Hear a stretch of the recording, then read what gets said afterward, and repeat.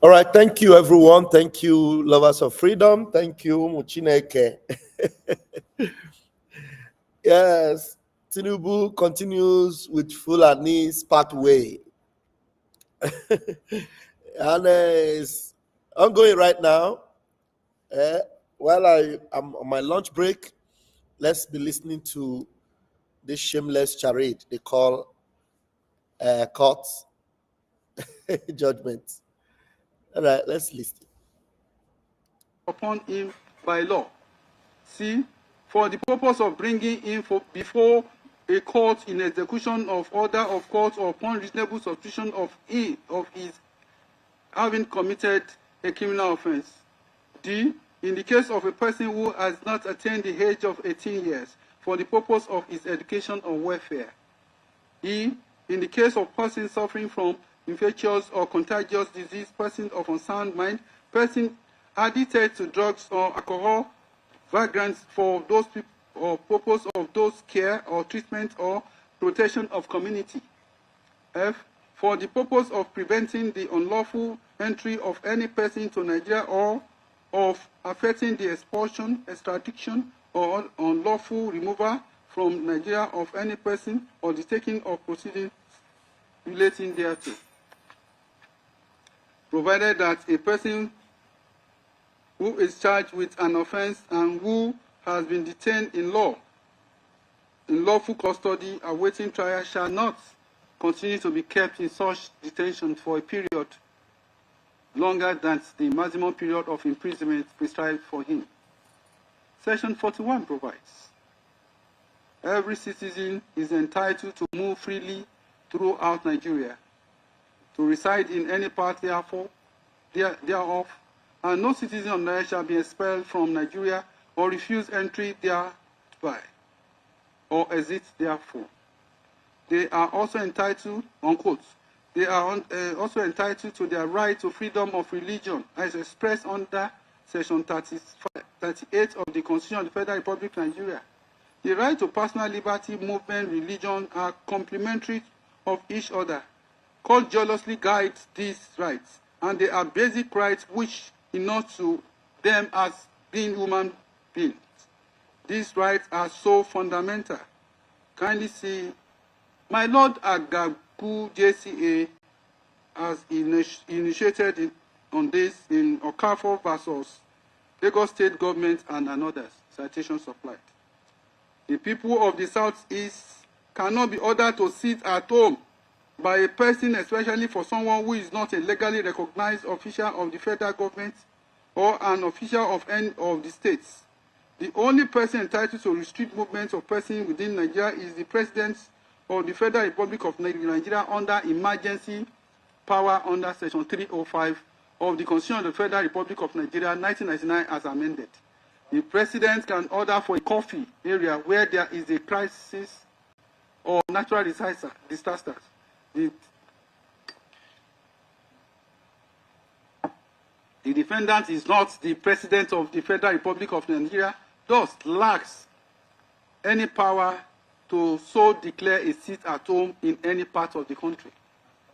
The defendant arrogated to himself power to he lacks, and with the threat of violence, order the residents of the southeastern states to stay at home or face the consequences of their disobedience. This is an unconstitutional act which is subversive and amounts to nothing more than a terrorist act. It is also a notorious fact that the people of Southeast have been subjected to sit-at-home threats on Mondays for years now.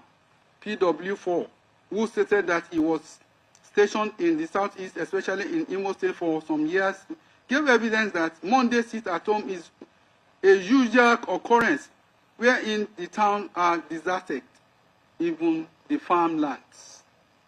PW4 also gave evidence on the death of one Ahmad Goodluck, a former aide to the former President Goodluck Jonathan, that the said Ahmed Goodluck had been killed by airport meant in pursuant to the order of defendants.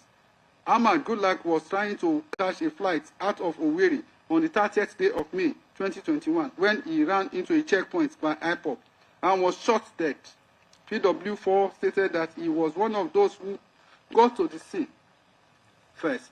It must be noted that 30th of May 2021 was a Sunday, not a Monday, but notwithstanding, it leads to the death of a person trying to move around due to the directive of the defendant as shown in Exhibit PWK. Is a medical report from the Nigerian Police Medical Services, Owerri. The report is dated 18th July 2021 and it states, to whom it may concern, medical report. Late Ahmed Gulad Ahmed, hospital number. The victim allegedly shot dead by hoodlums suspected to be IPOB/ECN members on 30th October 2021 at about 7 hours along Airport Road, Owerri.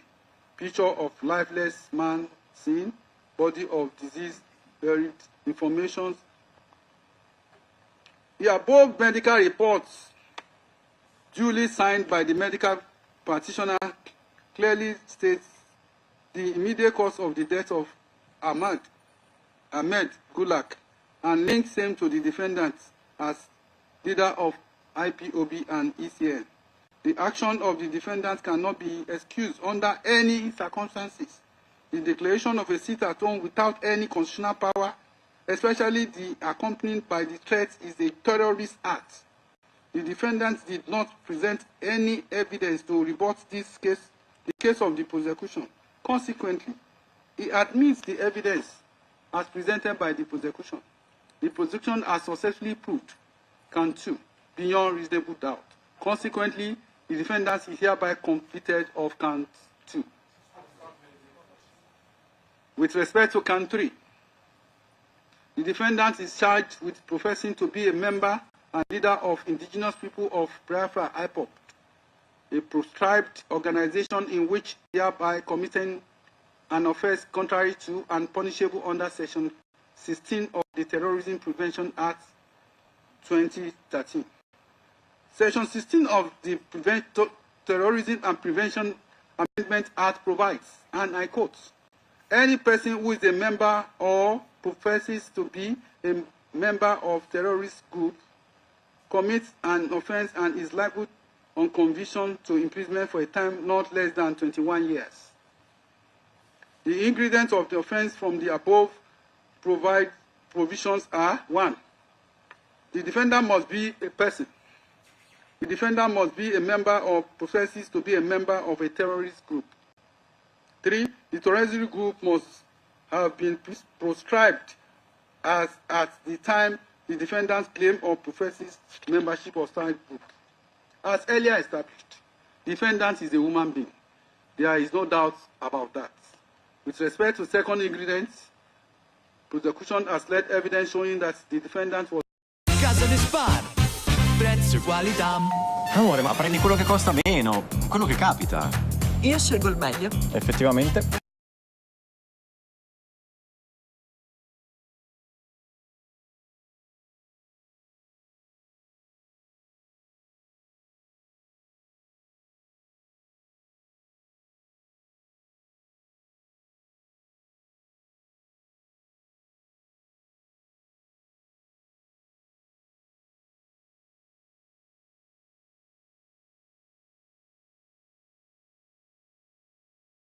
Unquote.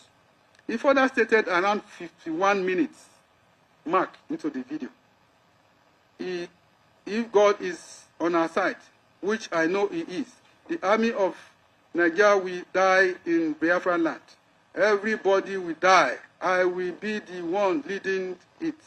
By God's grace, everything called Nigeria will perish in Biafra land. The world must be prepared for what is to come. Unquote.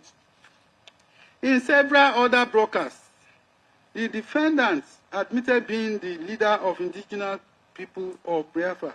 There is no fact before this court showing that the defendant is not member and in fact leader of the said group. The defendant from the evidence before this court also possessed power to order the coordinator of IPOB in a broadcast dated 11th May 2021 in Exhibit PWW.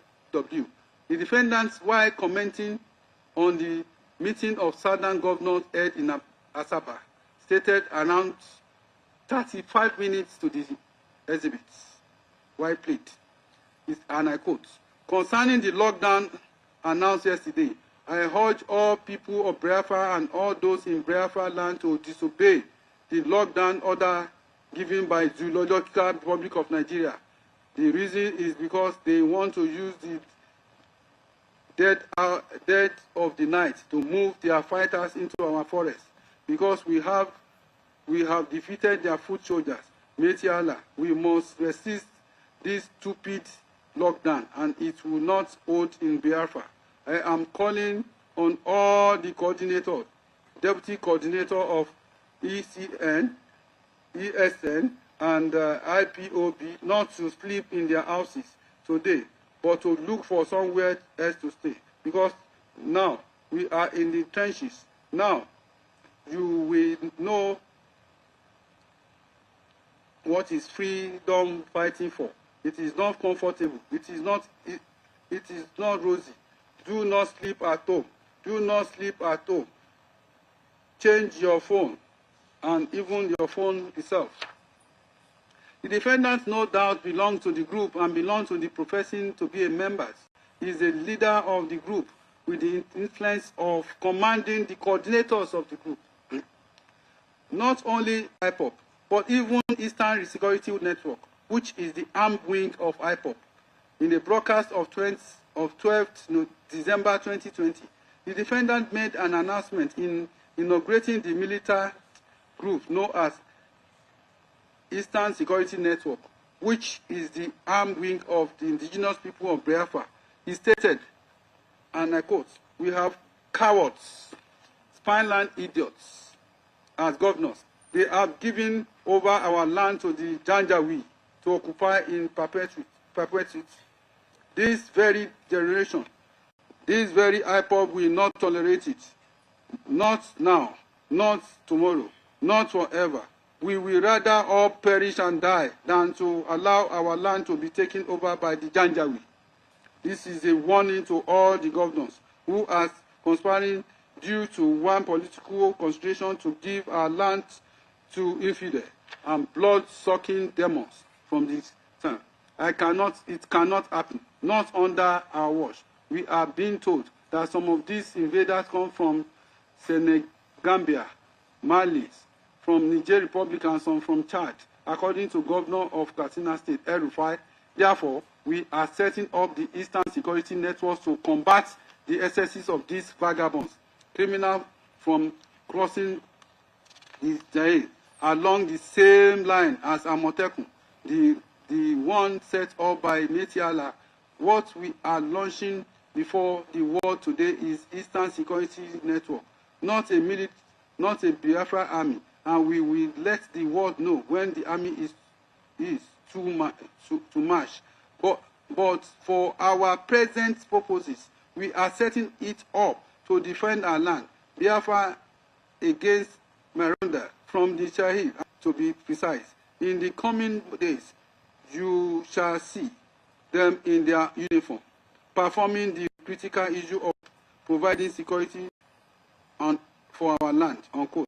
The defendants, who was visibly agitated, continue in the broadcast by stating, no governor in the Southeast and South-South have been able to form a security outfit.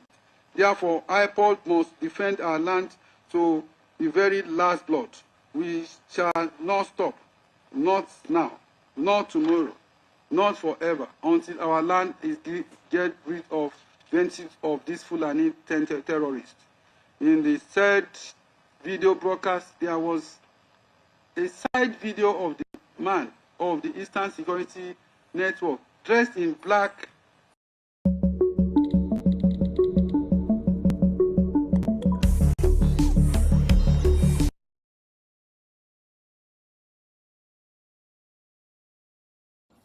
These are adverts from channels. Okay. IPOB is a proscribed group. I take judicial notice of under Section 122 Evidence Act of the order made by my learned brother Nyako J in suit number FAC/ABJ/CS/A71/2017 between Attorney General of the Federation versus Indigenous People of Biafra, dated 20th September 2017, wherein the activities of Indigenous People of Biafra were prescribed.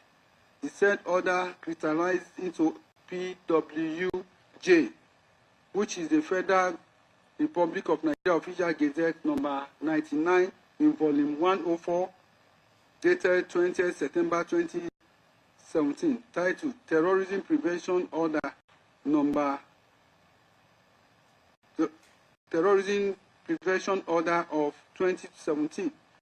The Gazette reads, and I quote, notice is hereby given that by the order of Federal High Court in suit number FAC/ABJ/CS/A71/2017, dated 20th September 2017, as per the schedule to this notice, the activities of Indigenous People of Biafra are declared terrorist and illegal in any part of the country, Nigeria, especially in the southeast, south region of Nigeria, as prescribed pursuant to Section 2 of the Terrorism Prevention Act 2011 as amended. 2. Consequently, the general public is hereby warned that any person or group of persons participating in any manner whatsoever in any form of activities involving or concerning the prosecution of the collective intention or otherwise of the said group will be violating the provision of the Terrorism Prevention Act 2011 as amended and liable to prosecution.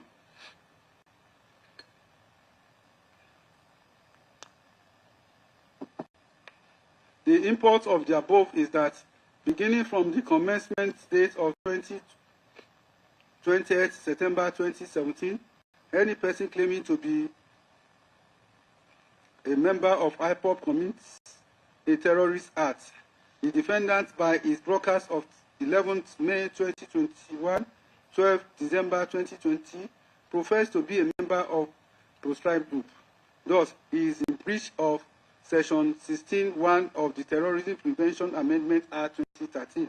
Consequently, he is hereby convicted of count 3.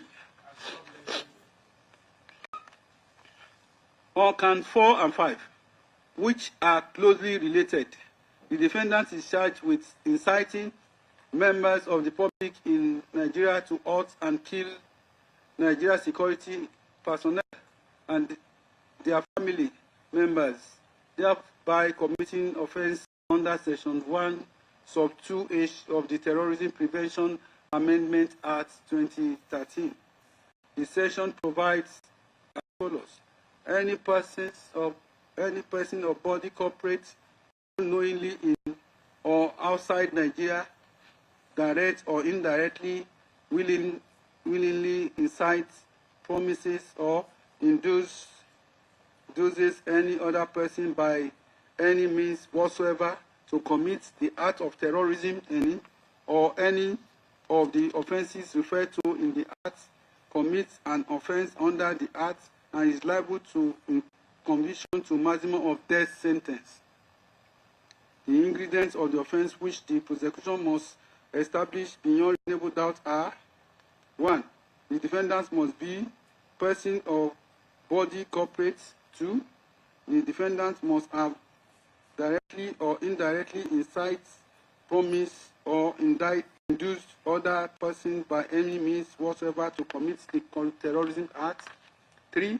The defendant must have directly or indirectly incited, promised, or induced other person by any means whatsoever to commit the terrorist act willingly or knowingly.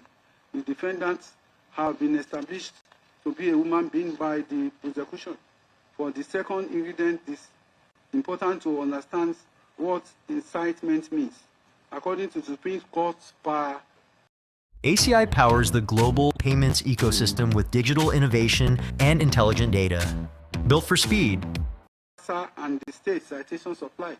Hold, and I quote, "An encouragement here means an art of making someone to feel brave or confident enough to do something by giving active approval in support of the crime."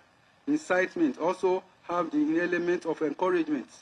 By incitement, the person is provoked by a strong passion or feeling to commit an offense. The word "set" is a word of quite a number of synonyms. The two words "set on" connotes the resemblance of causing to attack or chase, like one may be say the fisherman prepare the bait to set on the fish. It also has the element of antagonism. And instigation, the act of instigating, means something happened by the actions or conduct of a person who is the starter. By the act of instigation, the co-accused is propelled or gingered to commit an offense, unquote. Likewise, the online Oxford Dictionary defines incitement as follows: the action of provoking unlawful behavior, urging someone to behave unlawfully, unquote. The Cambridge Dictionary also defines incitement as follows, and I quote, "The act of encouraging someone to do or to feel something unpleasant or violent," unquote. Drawing from the above definitions, the incitements involve provoking or instigating people to do an unlawful act and in their instant terrorist acts.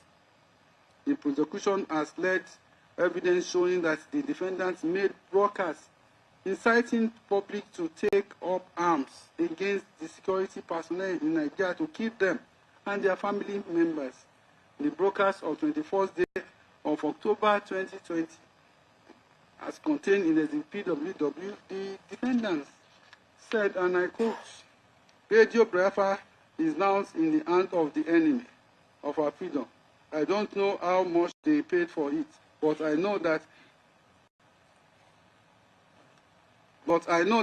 Britain spent over 4.8 billion a few days ago to suppress what is happening. That is what they have done. I told you a while back that Britain was now in charge of what is happening in the zoo, and you thought that I was joking. They have now come with their clamp down, but they are now going. They are not going to succeed. Radio Biafra belongs to us, but why is it not playing out our program right now?" Unquote. The defendant also stated, "I am telling you, you people, to go to the bush safety convoy. You attack them. Whenever you see a police convoy, attack them. They are human beings and they also bleed. Any person with a police uniform or any army in any army uniform is an enemy of the people," unquote. Around 57 minutes to this video marked, the defendant stated, and I quote, "They came to Tinubu. It is surprised that after British High Commissioner came to Tinubu, they opened fire on protesters in Lagos. You should know, you should not by chalk that the woman is a devil, a big devil. She too will get a comeuppance," unquote. The defendant was referring to Katrina Link, the British High Commissioner at that time. The defendant also said, "From what we happened in Aba, between to places like Aba, like toll gates and other parts of Lagos, Ibadan, Abuja, Jos, Abia State, even one Jacob called from Nasarawa State." And the defendants kept giving orders for these callers and other listeners to kill every police and soldiers. The defendant even told the people how to build an improvised bomb. He asked them to go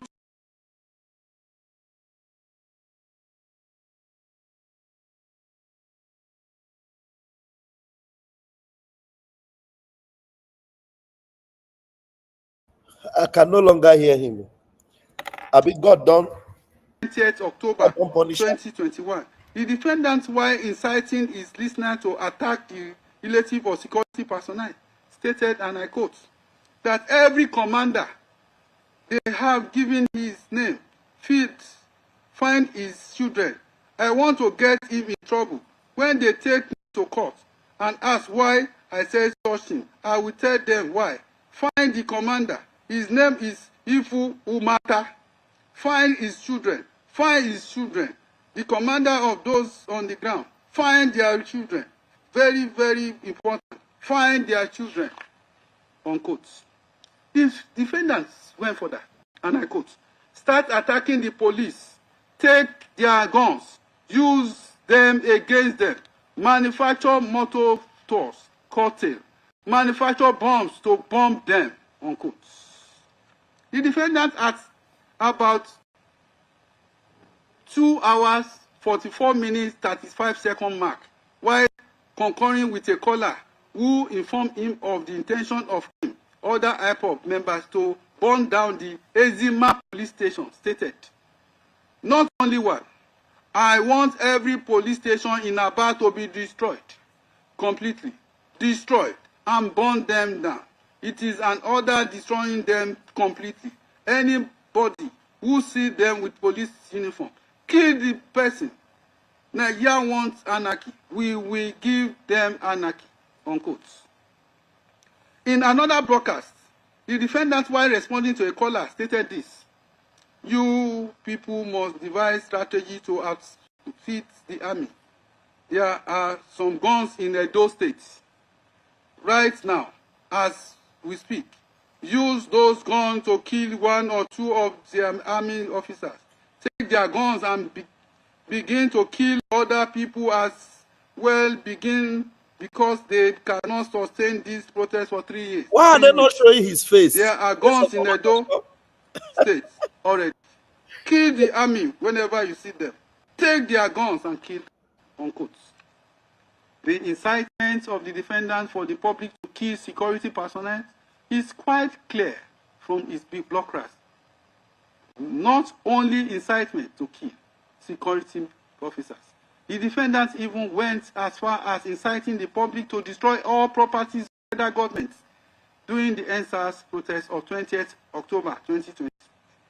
The defendant, in another live video dated 20th October 2020, the defendant, while responding to calls from his foot soldier during the NSAS protest, stated, and I quote, if you leave the Janjaweed and their agents the way they operate, if you leave them, believe you believe me, you will suffer.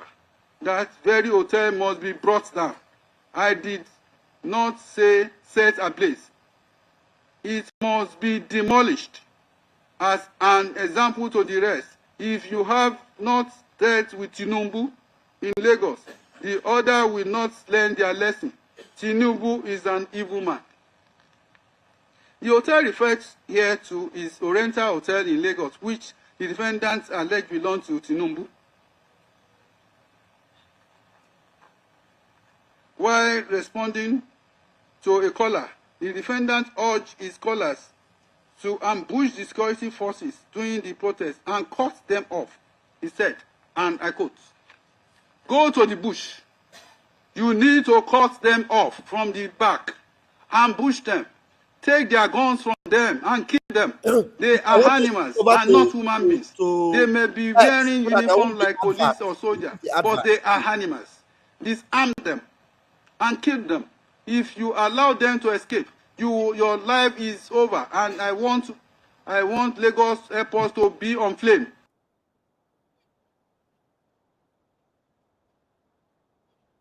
A kid as a result of the incitement by the defendant. Also, Exhibit PWD-2A, which is a compilation of death reports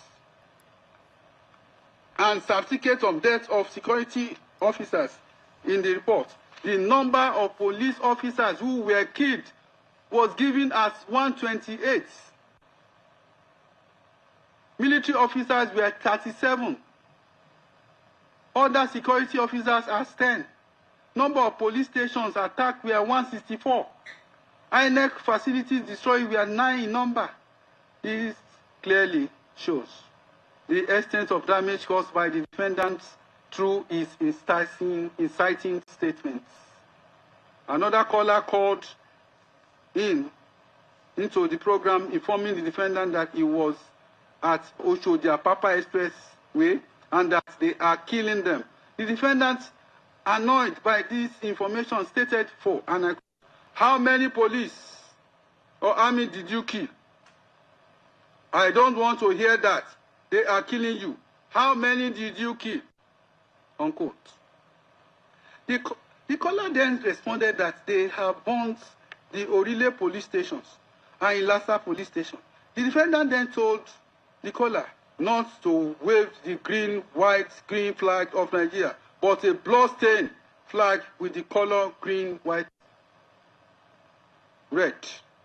He further responded to another caller by saying, "What I want them to do is to set ablaze the United building along Marina on fire. Every federal government property in Lagos should be burnt. That is what is going to be signal to the world that people have had enough. I want every federal government building in Lagos to be on fire. Every federal government vehicle or anything belonging to federal government, burn it. Go to the Muritale Mwane airport, burn it. How many soldiers do they have? Manufacture your own weapons and ambush them." Unquote. The result of this incitement is the killing of several military officers, police officers, DSS officers. The incitement also led to the destruction of several police stations in Lagos across the southern states of Nigeria. According to PW5, he led a team of officers to investigate the destructions and killing of the security personnel that occurred during the NSAS protest of 20th October 2020, as contained in Exhibit PWD2 and Exhibit PWD2A. The results were quite alarming. The court is mindful not to attribute all the happening during the NSAS protest on the defendant. However, there is no doubt that the incitement by the defendant contributed largely to the killing of security operatives, as well as destruction of public properties. The defendant incited people to destroy properties such as the Lassa police station, other police stations, and properties of the government. The evidence before this court shows that the said properties were actually destroyed, such as the Lassa police stations, the High Court of Lagos in Igoshere, as well as PRT buses belonging to Lagos State government in Oyinbo. PW2 also testified that military couples were killed by those incited by the defendant in Olu in Imo State. In addition, PW4 stated that his driver and one of his tactical officers were killed as a result of the incitement. The action of the defendants were clear, as it was aimed to cause anarchy by killing security operatives in Nigeria, which would in turn lead to breakdown of law and order. The defendant had an evil intention to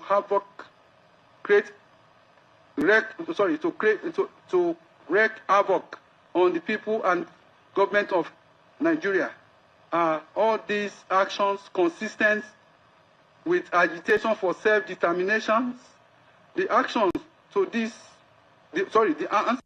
is in negative. His violent outbursts, as well as his instigations of the public to attack and kill security officers in southern Nigeria without provocation, was downright barbaric and without any conscience whatsoever. The defendant did not feel any concern for the family of the officers who were slain. He turned himself to a tyrant who could take life anytime he pleased. Such persons cannot be allowed to remain in society of sane minds. His shocking instigations to kill other human beings was incomprehensible, and this court hereby condemned it. But I must say that the evidence extracted is minute compared to the avalanche of I must say that evidence extracted in this judgment is minute and very small to the avalanche of evidence and broadcast before this court by the defendant.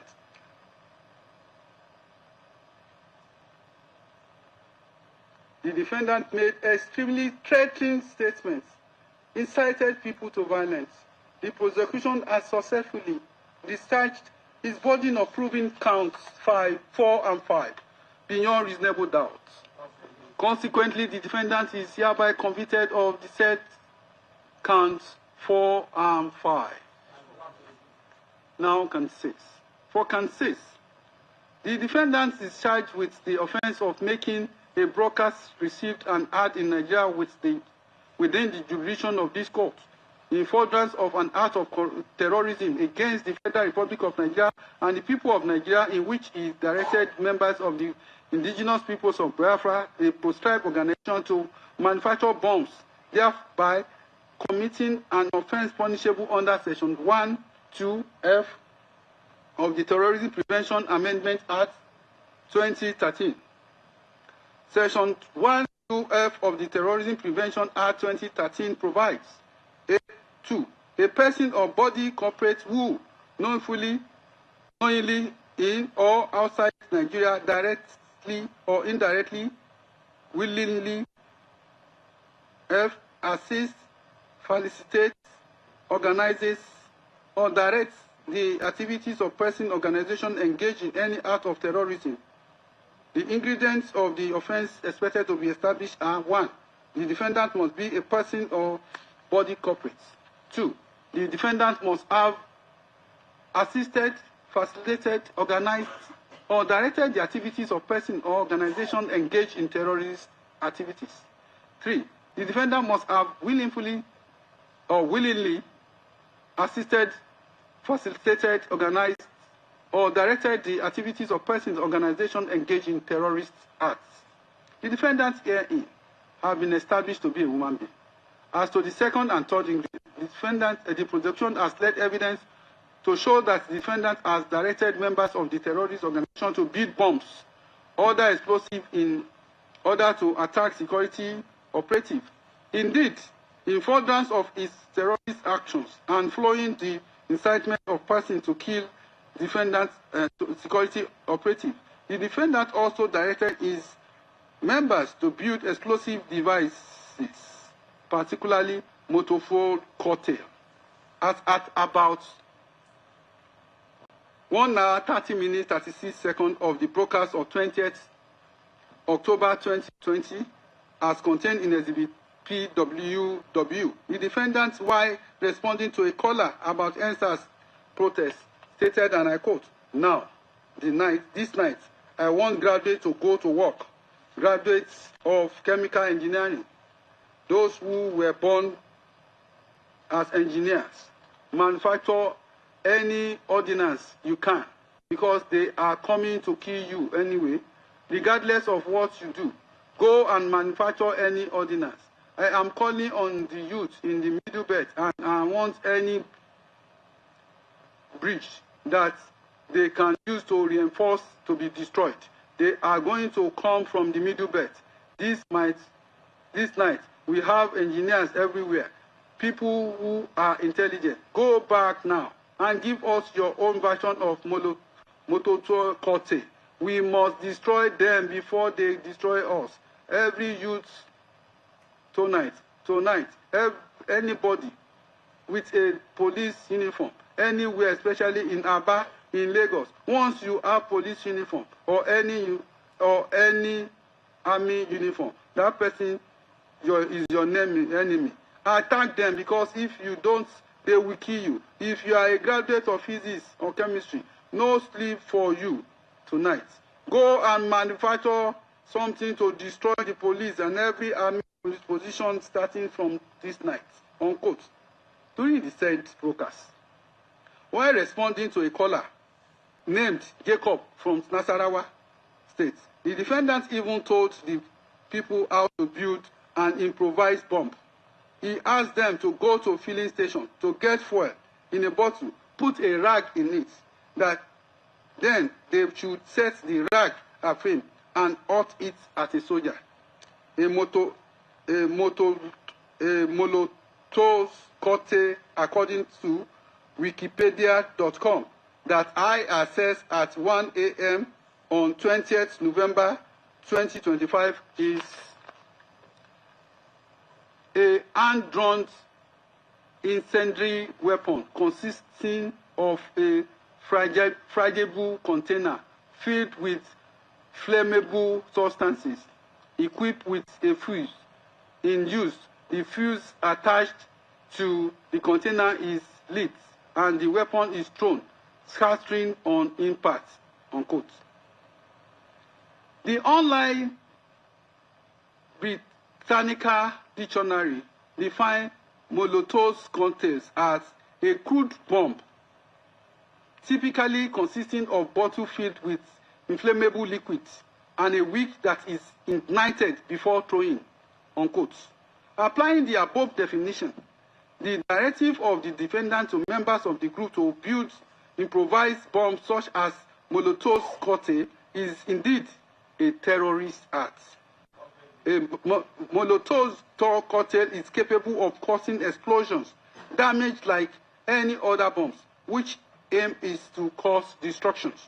This directive, like other directive, is a manifestation of anarchy-minded of the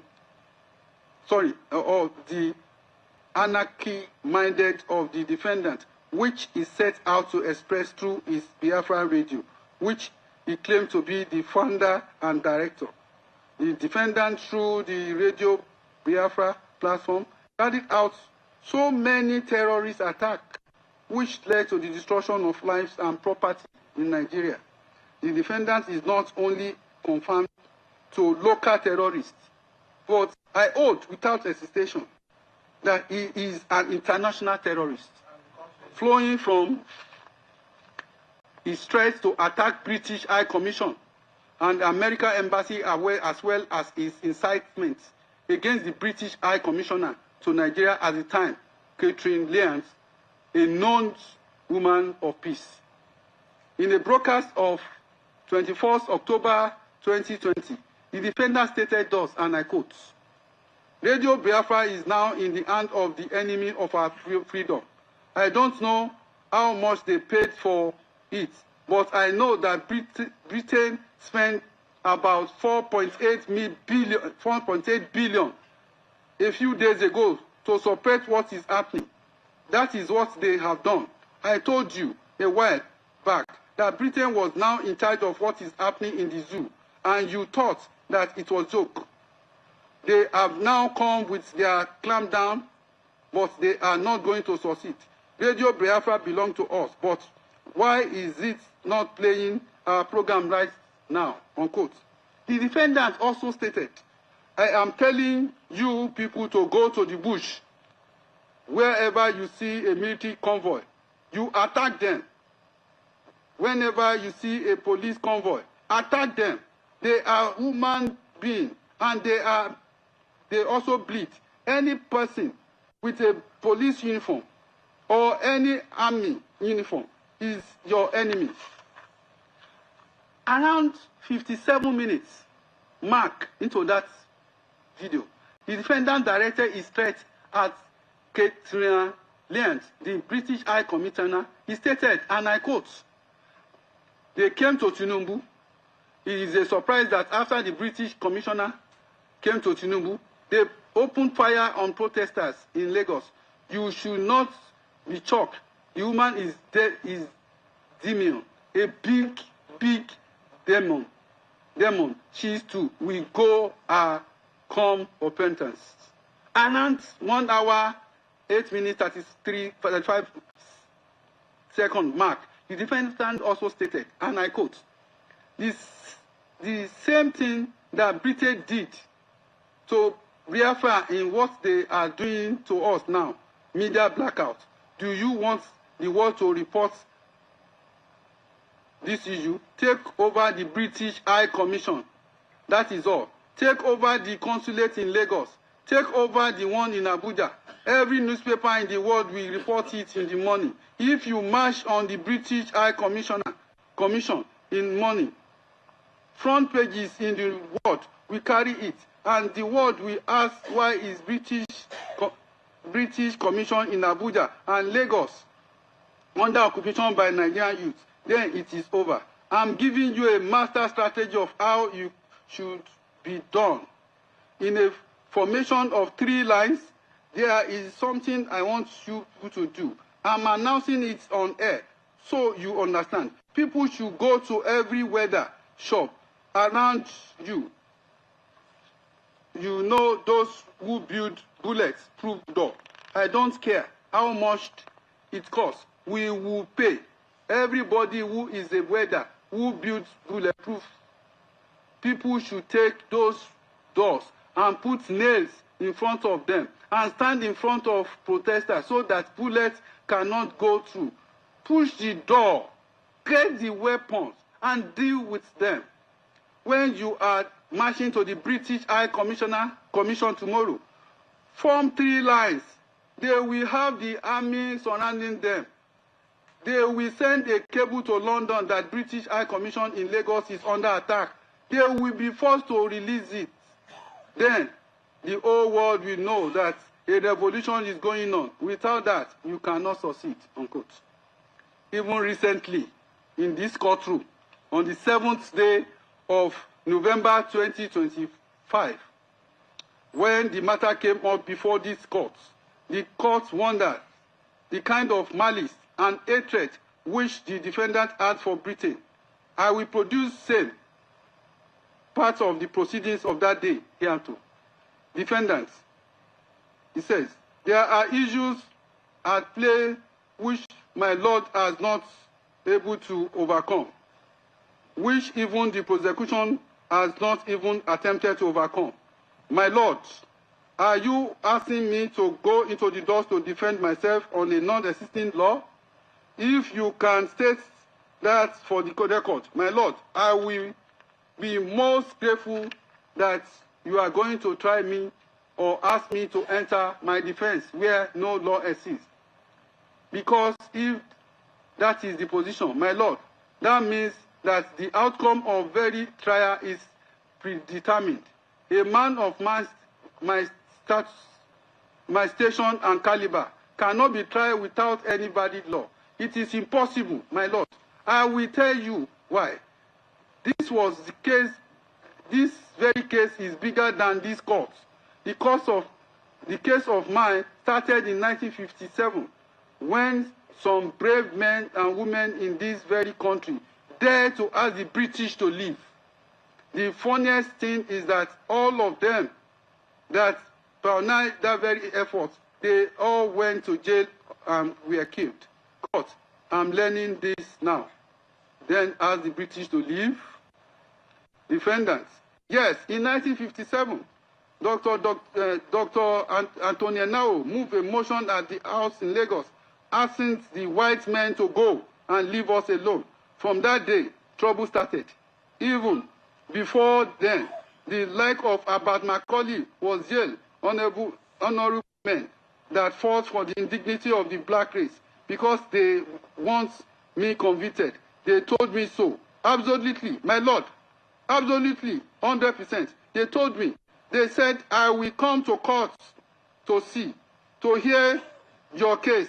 When you take your plea, when persecution opens, then their case, when prosecution opens their case, when you start your cross-examination, when they refuse your no-case submission, I am telling you what happened a year and a half ago when you file your no-case submission and is rejected. You will not go into trial. You will be there during the verdict. You will be there during conviction. The court now responded. Let me just clarify this. It is also on record. You said that the British said that 1 year and a half ago that I was not the one presiding here.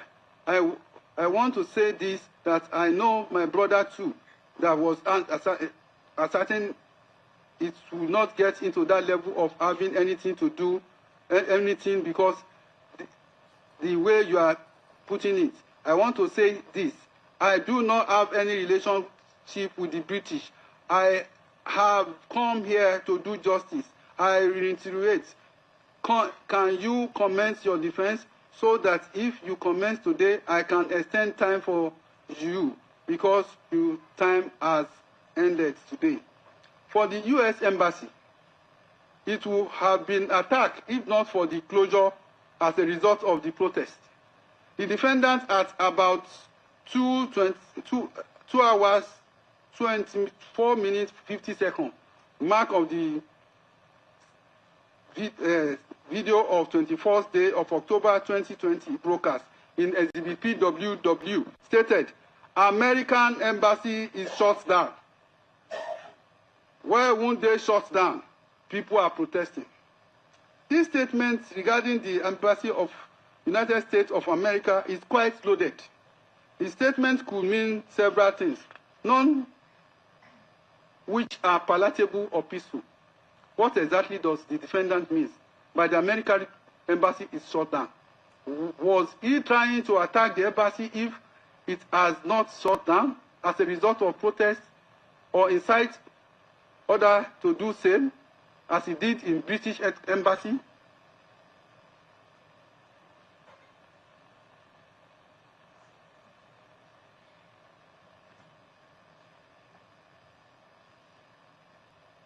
The inference to be drawn from the statement is that the defendant meant to do harm to the embassy of the United States by attacking or invading the embassy. Under international law, the premises of an embassy or high commission of a foreign nation is deemed inviolable. That means that even though the land belongs to host country, it cannot invade such premises. See Article 22 of Vienna Convention on Diplomatic Relationship, Article 22 of Vienna Convention on Diplomatic Relations, 1961. It provides thus: the premises of missions shall be inviolable. The agents of the receiving state may not enter them, except with the consent of the head of the mission. 2. The receiving state is under special duty to take all appropriate steps to protect the premises of the mission against any intrusion or damage, and to prevent any disturbance of the peace of the mission or impairment of its dignity. 3. The premises of the mission, their furnishings and other properties thereon, and the means of transport of the mission shall be immune from search, requisitions, attachment, or execution, unquote. Thus, from the above, it can be said that the defendant incited for people to invade British High Commission and is threat against British High Commissioner Catherine Lyons and American Embassy is an act of international terrorism. This is the purpose of Section 3 of the Terrorism Prevention Amendment Act 2013, which provides, and I quote, any person who intentionally murder, kidnap, commits other attacks on persons or liberty of an international protected persons, B, carries out violent attack on official premises, private accommodation, or means of transport of an international protected person in a manner likely to endanger his person or liberty.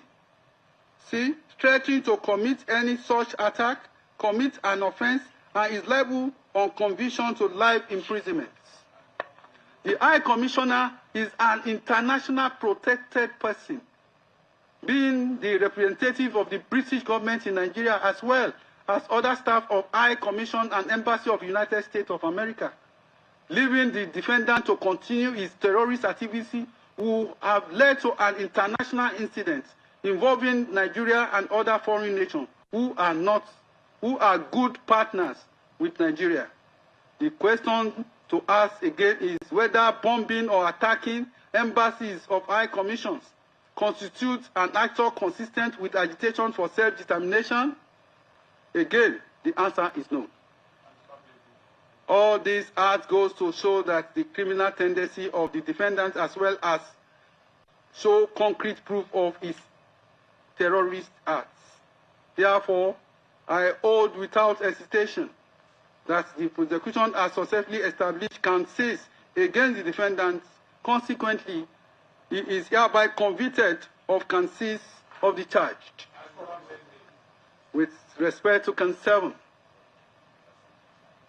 of the charge, the defendant is charged with importing into Nigeria and keeping in Ubuluzo in Ihiala, local government of Anambra State, within jurisdiction of this honorable court, a radio transmitter known as Tram 50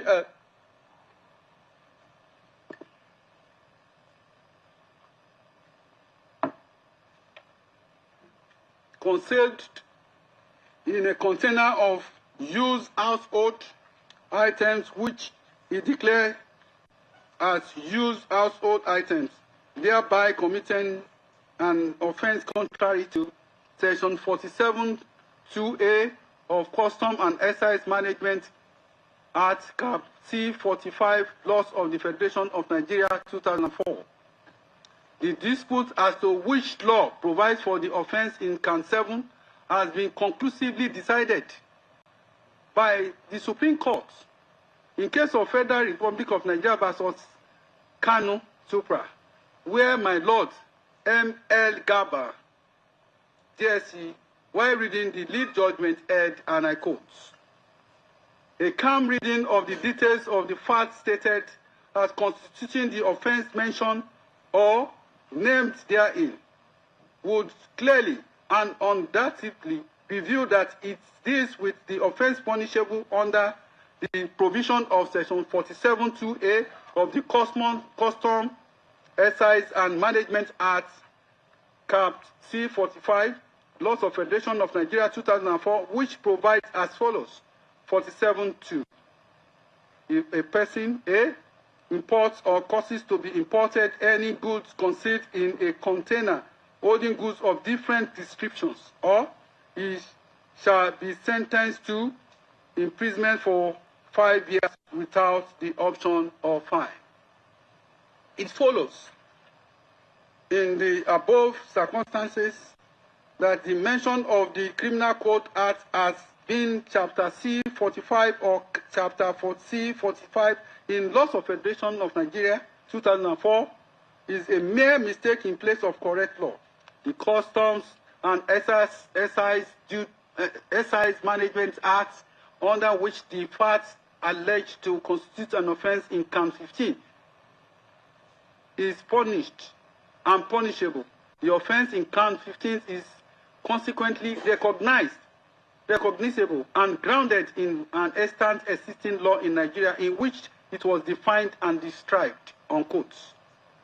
Thus, the court will follow the decision of the Supreme Court and decide count 7 based on Section 47 of the Custom and Excise Management Act. The ingredients of the offense are: the defendant must have imported or caused to be imported goods concealed in a container. 2. The imported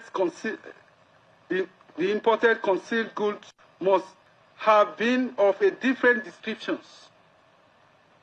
The evidence led by the prosecution through PW4 is that the defendant imported into Nigeria a radio transmitter known as Tram 550L concealed in container which contained used household items which he described as such. PW4 stated that indeed the Department of State Service had tracked the transmitter of Radio Biafra to a compound in Umuluzino in Ihiala, local government of Anambra State, belonging to one Benjamin Madubulu. The officer secured a search warrant, exhibit PWT, and proceeded to the compound where they recovered the container. Prior to going to the scene, PW4 testified that he watched a video of the defendant inspecting the container and the transmitter with Benjamin Modubugu. The court visited where the container was kept in the custody of the DSS, and same was admitted in evidence in the presence of the defendant as exhibit PWY, and he did not object to same. The container itself contains several household items which appear to be covered for the transmitter concealed in it. The prosecution has led evidence to show that the transmitter was smuggled into the country without same being declared to custom. That the cover of the household item was used to disguise its true content. The surrounding facts also show that the purpose for which the defendant intended to use the transmitter was to broadcast program on radio diaphragm, and this makes it conceal the transmitter. This is also not. There is also no evidence that Radio Biafra is registered with the Nigeria Broadcasting Commission, as stated by PW4. Thus, it is safe to conclude that the concealment of transmitter is in furtherance of the illegal operation of Radio Biafra by the defendants. The defendants, as a consequence of resting his case on the prosecution, did not call any witness to report the evidence of the prosecution, neither did he lead any evidence to counter the evidence of the prosecution. There is no evidence before this court stating the transmitter was lawfully imported into Nigeria. The defendants had the duty to present evidence and fact to report the allegation made against him, but he failed and deliberately refused to do so. The court is therefore bound to believe the evidence of the prosecution. Consequently, the court hereby convicts the defendant of count 7 of the charge. I must say here that defendants have always claimed to be a freedom fighter. He is only seeking justice for his people. Indeed, this is known in law as the right to self-determination. The right to self-determination is a political right recognized in several international instruments. Article 1 of the International Convention on Civil and Political Rights, 1966, provides, and I quote, "All people have the right of self-determination. By virtue of that right, they freely determine their political status and freely pursue their economic, social, and cultural developments." Unquote. The right to self-determination also entails the right of a group of people to form their political entity or their own governments. Article 20 of the African Charter on Women and People's Rights also provides, and I quote, "All people shall have the right to existence. They shall have the unquestionable and inalienable right to self-determination. They shall freely determine their political status and shall pursue their economic and social development according to the policy they have freely chosen." 2. Colonized or oppressed people shall have the right to free themselves from the bond of domination by resorting to any means recognized by the international community. 3. All people shall have the right to the assistance of the state parties to the present charter in their liberation struggle against foreign domination, be it political, economic, or cultural. Unquote. Nigeria has domesticated the African Charter, which is known as the African Charter on Women and People's Rights, Ratification and Enforcement Rights, which means the provision of the Charter are enforceable in Nigeria, provided they do not conflict with the clear provision of the Constitution of the Federal Republic of Nigeria 1999 as amended. Section 2(1) of the Constitution of the Federal Republic of Nigeria 1999 as amended makes it clear that Nigeria is an indivisible state, which means there is no room for divisions. The said section provides, and I quote, "Nigeria is one indivisible, indissoluble sovereign state to be known by the name Federal Republic of Nigeria," unquote. This means that any agitating anyone agitating for a breakup of the Federation of Nigeria is going against the Constitution. However, any person agitating for self-determination can do so through the National Assembly seeking for amendments of the Constitution regarding the indivisibility of Nigeria and to reflect the recognition of the agitating states. It is after this that the procedure can be said to be completed, but not excluding referendum. Any self-determination not done in accordance with the Constitution and laws of the country will be illegal. The defendant is not only agitating for secession of the states of the Southeast, South, and some Middle Belt states. He is doing so using terrorism as a weapon. Terrorism has become a monster in the world today, and several groups have continued to use this weapon to form separate governments. In Nigeria, groups like Boko Haram, Lakurawa, IPOP have in recent years troubled Nigeria with terrorist activities. This terror group, by their activities, has denied innocent people the enjoyment of their fundamental rights. The action of the defendant and his terrorist organization have led to the bloodshed of innocent citizens, as well as security personnel who were going about their legitimate duty. His incitement through the broadcast on Radio Biafra as well as the social media platform of the group has led to the destruction of lives and property, as well as affect the daily life of his people of Southeast. The defendant did not only threaten the government of Nigeria, but his own people. This is seen in a broadcast while addressing the death of one of the commanders of IPOP, named Ikozo. The defendant on 25th day of April 2021 made a broadcast where he stated, and I quote, Ikozo was not killed on the battlefield, but was killed in his village in the middle of the night. Not on the battlefield because of the battlefield. No army or police can defeat him. Ever since Eastern Security Network was launched, I have not seen anybody tell me that their life have not improved since it was launched. Around 21 minutes, marked, the defendant stated, vengeance is a monster of appetite, forever blood-tasty, never filled. Ikozo is in heaven. He is going to be revenged, and by God, he will be revenged. All those who had hand in Ikozo death are all dead. People walking, all of them. He also stated that Ikozo will be mourned in a special way, just like how the Oba of Benin is buried, with human heads. That the said Ikozo is more than an Oba.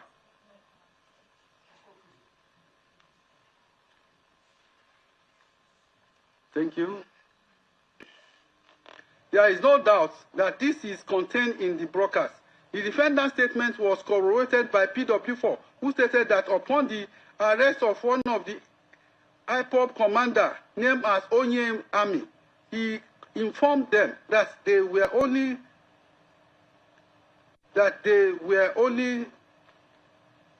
to get 30 heads of women out of 2,000 heads of, as ordered by the defendant. This court is aware that the said Onye Army was not caught as a witness in this case, and this may affect the probative value of his evidence. However, the evidence being used, this evidence is being used as corroboration to the statement made by the defendant himself, admitted by the statement of, and is admitted as a defendant for that purpose. Corroboration refers to supporting or additional piece of evidence that supports another evidence. See Ogunbayo and the state citation supplied, where the Supreme Court held, and I quote, corroboration having been held not to be a technical terms of all, means no more than evidence tending to confirm, support, and strengthen other evidence sought to be corroborated. This evidence is to corroborate the evidence, the statement of the defendants. I must say here that the prosecution witnesses were consistent and calm in the giving of the evidence. Their calm demeanor, despite provocative questions under cross-examination, shows them to be witness of truth. I carefully observed them, and the only conclusion to reach is that they are witness of truth. And this court readily believed them. The defendant, on the other side, from its attitude in court, was truly very cocky, arrogant. He even stated that no court can convict him. This is a direct affront on the power of the court, which this court will not take for granted, but will do justice. It is interesting to note that the defendant, who claimed to be a freedom fighter, has even caused more harm to his own people, who are predominantly Christian faiths. Can this be said to be agitation for self-determination? Not at all. Agitation for self-determination cannot be to the detriment or to be detrimental to people who are supposed to be beneficiary of that said self-determination. The usual sit-at-home order primarily affects his own people of the Southeast. The killing of people who disobey the order are his own people. Ordering of closure of churches and schools as well as markets also affects his own people. They are unable to trade, go to school, farm, even worship on such days. The threats of violence and death have prevented these people from going about their legitimate businesses. Are these acts of the defendants consistent with the agitation for self-determination? The answer is in the negative once again. The defendant was not elected by anybody, also cannot dictate for the people of Southeast, especially through intimidation and threats of violence. He is a terrorist. He must be treated as such. In final analysis, the prosecution has successfully established the 7-count charge against the defendant beyond reasonable doubt. Consequently, he is convicted on all the 7 counts.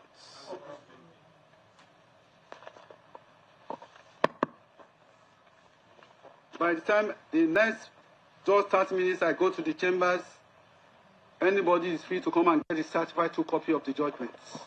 As the court pleases, May I get to the chambers, the next 30 minutes, it will be signed. Thank you, my lord. May I invite your lordship's attention to the title of this case. It is Federal Republic of Nigeria versus Nnamdi Kanu. I'm coming, sir.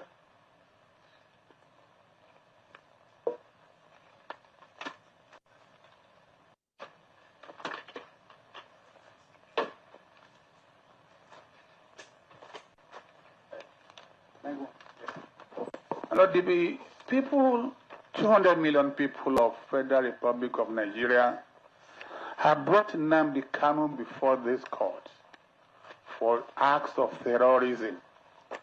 And my lord, in the last few weeks or last few days, Nigeria has been a season of victims of and are victims of terrorism. But my lord, this afternoon, this honorable court delivered its judgment in which the convict Nnamdi Kanu was found guilty and convicted of offenses under Terrorism Prevention and Prohibition Act. He has accordingly been convicted and it is now to be sentenced. My lord, the prosecutor has a duty to invite your lordship's attention to a few points that will guide your lordship in the sentencing. My lord, by the judgment just delivered, this court has again affirmed the long-standing principle that whenever Nigeria as a nation is confronted with moments, actions, and events that pose grave danger to its existence, independence, and unity, the judiciary stands firm as the stabilizing force of the country, guided by the wisdom, courage, and integrity of judges who serve within that arm of government. Terrorism, my Lord, remains one of the gravest threats to humanity. It is among the most devastating of atrocities in human history. As the leader of the proscribed indigenous people of Biafra, the convict, through his broadcasts on Radio Biafra and through the group Armed Wing, the Eastern Security Network, repeatedly attacked Nigeria and took active steps to disintegrate the country. By the conviction of Nnamdi Kanu for acts of terrorism, it is clear that justice has been served to the thousands of innocent Nigerians who lost their lives as a result of the inciting broadcasts and violent activities of Eastern Security Network. The blood of those who have died cries to heaven, and God in his mercy has given them justice. Justice has honored their cry. The families of more than 75 security officers who were murdered in the service of their fatherland will now find some comfort in this conviction. Those whose relatives were brutally killed and buried with e-counsel of the order of the convict here have not died in vain, because justice has been done.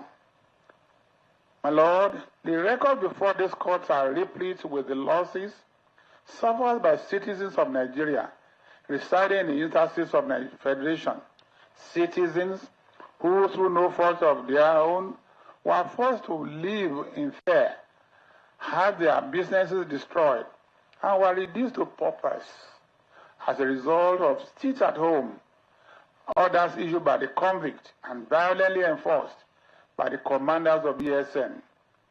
Justice has today set them free from oppression and economic strangulation caused by the terrorist activities of the convict.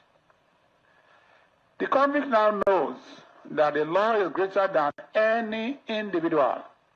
Therefore, justice has been done to him too, and that Nigeria has both the power and the capacity to punish anyone who, through deliberate, reckless acts of terrorism, seeks to divide the country by attempting to create the so-called Republic of Biafra by force out of the Federal Republic of Nigeria. My Lord, consequent upon the conviction, as nothing further remains but the lawful imposition of sentence. The punishment prescribed for the offenses in counts 1, 2, 4, 5, and 6 is death penalty. Pursuant to Section 1(2)(h) of the Terrorism Prevention Amendment Act 2013, my Lord, with all sense of humility, I say, sir, as a prosecutor, that this court has no discretion in that regard, and that the only sentence that your Lordship will impose for counts 1, 2, 4, 5, and 6 is death sentence. This court has the power to do so, and with respect must do so. The language of the act is clear, and the court is urged to apply it strictly without deviation. For the offense under count 3, relating to membership of IPOB, a proscribed terrorist organization, the punishment is imprisonment for a term of not less than 20 years, in accordance with Section 16(3) of the Terrorism Prevention Amendment Act 2013. We urge your Lordship, in accordance to death sentence, to also pronounce and impose the sentence as prescribed by law, having found him guilty and convicted. For the offense under count 7, the punishment is 5 years imprisonment without the option of a fine, pursuant to Section 46 and 47 of the Custom and Excise Management Act, Cap C-45 Laws of Federation. In sentencing, this honorable court is obliged to consider the nature and gravity of the acts of terrorism committed by the convict. It was against, the acts of terrorism were against innocent Nigerians who reside in the southeastern states. It is also a terrorism act against Nigeria, whereby nobody felt safe and secure in Nigeria having regards to the activities of IPOB and ESN. The court is urged to note that the company has shown neither remorse nor penitence for the innocent Nigerians who died as a result of his directives and incitements. He has demonstrated no respect for the administration of justice. His conduct, even within the court, has been marked by arrogance and a heart far removed from humility. When he was going out, he looked at me and said, God will bless me. He won't say God will punish me. He said, God will bless me. And I say, amen. Because I'm a blessed man. It is not him, a convict, who can now put a curse on me. He cannot do that. So in any event, my Lord, I'm not being personal, but I want to assure you that somebody in that position ought to show some penitence, ought to show some remorse, ought to throw away arrogance and self-serving attitudes. The court is further urged to take judicial notice of the fact that the convict established Radio Biafra, a broadcasting platform operating on several digital channels, including mobile radio, Twitter, YouTube, Facebook, WhatsApp, blogs, and Instagram. It is a station with global reach. Evidence before the court, my Lord, shows that when the convict was arrested on 15 October 2015 at the Tulip Hotel in Lagos, he was found in possession of broadcasting equipment.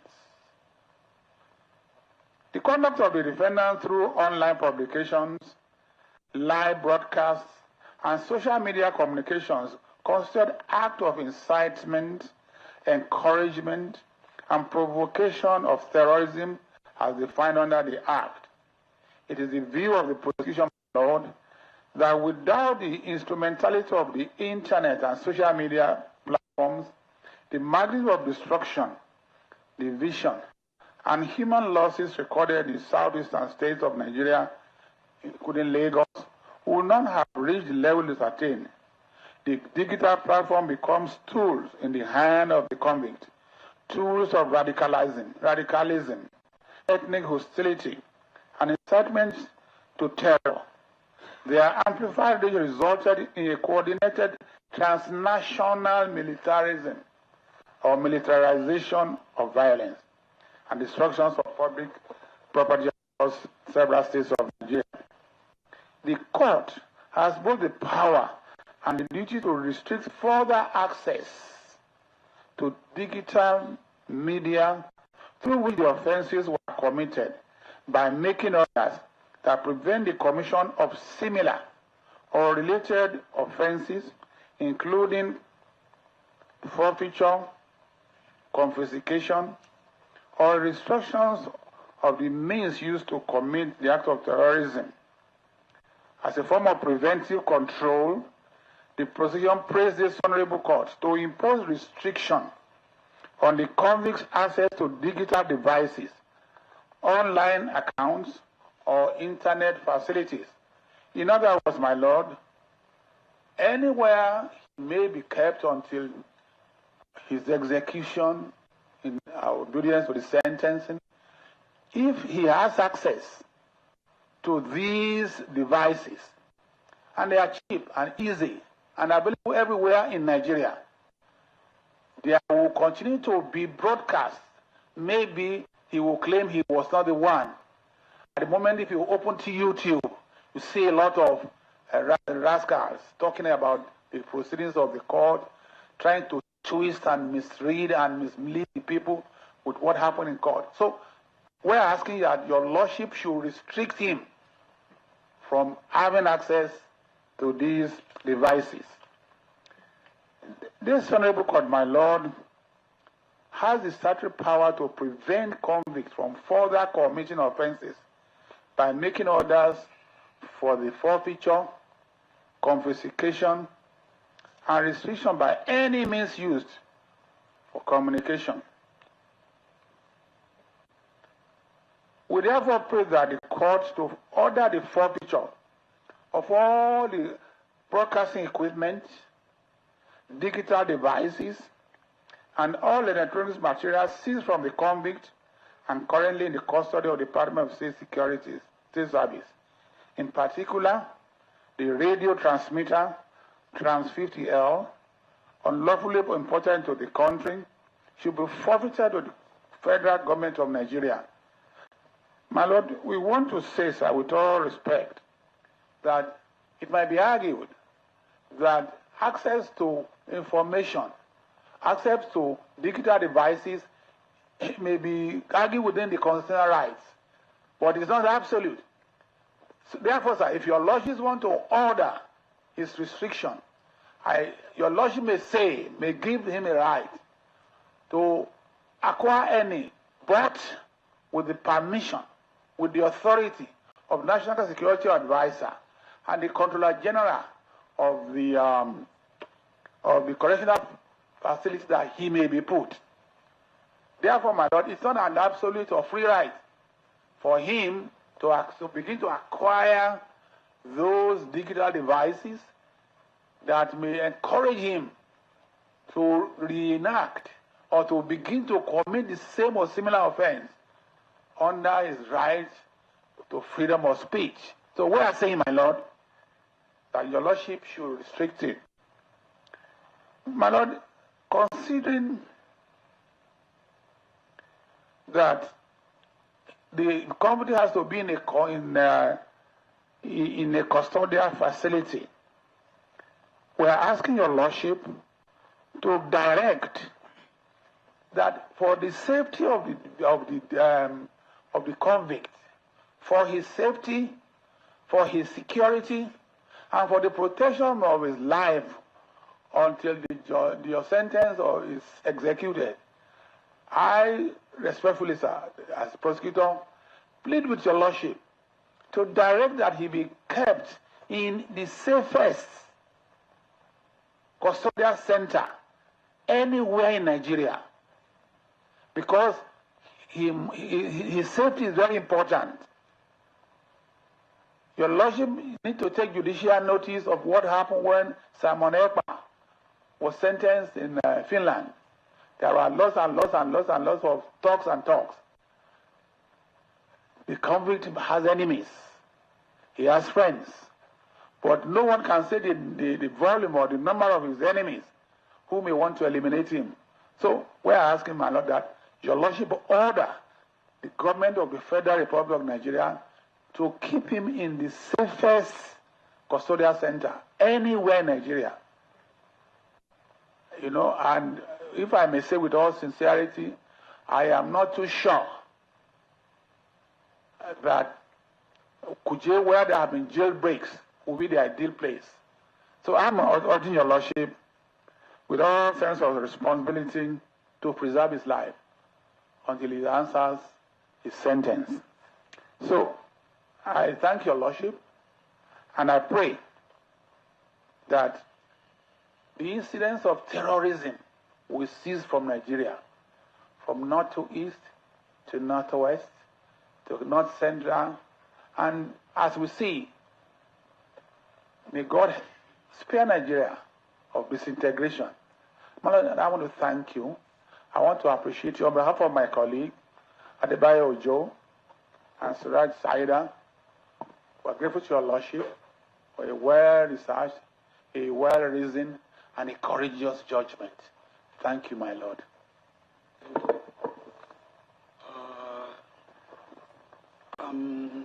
There is no doubt that the convict has waived his right to be present through his unruly attitude, the habitual unruly attitude to be in court when the judgment was read. But we must still give him opportunity to hear one or two things from him, but not personal, through his person. Since his consultant is here, and the offense has to do with death sentence, I will call his consultant, that was his lawyer before he converted him to consultant, if he has any allocutors to make on his behalf. Mr. Ejimako, do you have any allocutors to make on his behalf?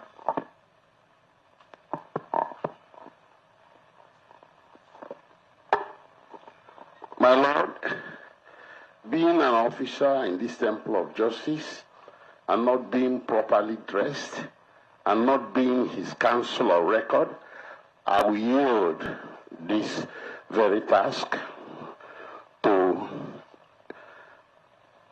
Honorable Obinna Agocha, who is better qualified than me, being the member of House of Representatives who represents Mazi Nnamdi Kanu. It's okay. Honorable, let me have your full name and restrict yourself to allocutors. Allocutors is what will mitigate the sentence. Is our brother. Let us consider, let us hear you. You tell us your name. We can't, because of your unruly behavior, deprive him of allocutors. Can I hear from you? Thank you, my Lord. My name is Right Honorable Obi Agocha. I represent the good people of Iguano, Umuahia North, and Umuahia South Federal Constituency in the 10th National Assembly. My Lord, I am the direct representative of Mazi Nnamdi Kanu. That's why you see me here almost every time, showing presence and also showing solidarity with him. The matter has come to a closure for now. I'm not his lawyer. I wouldn't know whether they will seek appeal. But for now, my Lord, he's my brother. He's my friend. I went to school with him. We attended primary and secondary school together, though he was my junior. But it is my responsibility and obligation as a member of the National Assembly to represent him as well. My Lord, I plead for mercy, I plead for clemency, and I appeal for peace and for stability of not just the Southeast, but as well as Nigeria.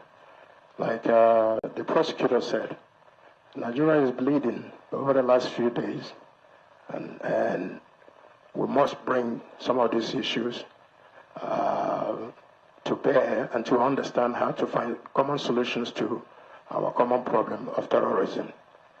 I also wish to appeal to the prosecution team that it has been done to Mazi Nnamdi Kanu.